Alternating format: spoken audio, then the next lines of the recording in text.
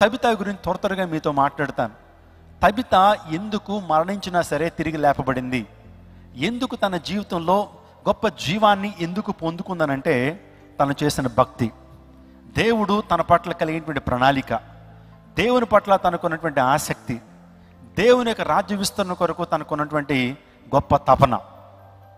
ఉదయకాల సమయంలో నా ప్రియ దైవజనాంగమా, మీ జీవితాల్లో కూడా జీవప్రాప్తులుగా మీరు ఉండాలంటే, ప్రభు ఇచ్చేటువంటి గొప్ప జీవాన్ని పొందుకోవాలి అంటే, మీ జీవితంలో ఆశీర్వాదానికి కారకులుగా మీరు మార్చబడాలి అంటే, మీ జీవితంలో దేవుని నుంచి దీవెన మీరు పొందుకోవాలంటే, మీరు జీవితంలో మీరు చేస్తున్న ప్రతి ప్రార్థనకు దేవుని నుంచి జవాబుని మీరు పొందుకోవాలంటే, ఇది నా తబిత మనకు ఒక గొప్ప ఛాలెంజింగ్గా ఉంది.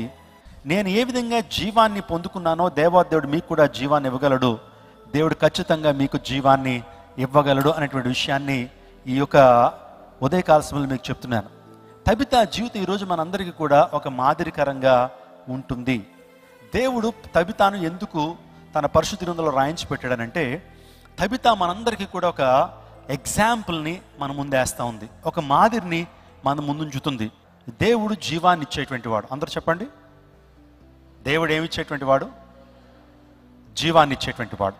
ఏ జీవం అయితే ఆది పితరులైనటువంటి ఆదామవ్వలు కోల్పోయారు. ఎక్కడ కోల్పోయారు? ఏదైనా వనంలో కోల్పోయారు. ఎందుకు కోల్పోయారు? పాపం చేయడం ద్వారా కోల్పోయారు. ఈరోజు మనం కూడా పాపం చేయడం ద్వారా జీవాన్ని కోల్పోతే, మరలా మనకు నిత్య జీవాన్ని ఇవ్వటం కొరకు తన కుమారుడైనటువంటి యేసుక్రీస్తు ప్రభు వారిని లోకానికి తండ్రి అయినటువంటి దేవుడు పంపించాడు.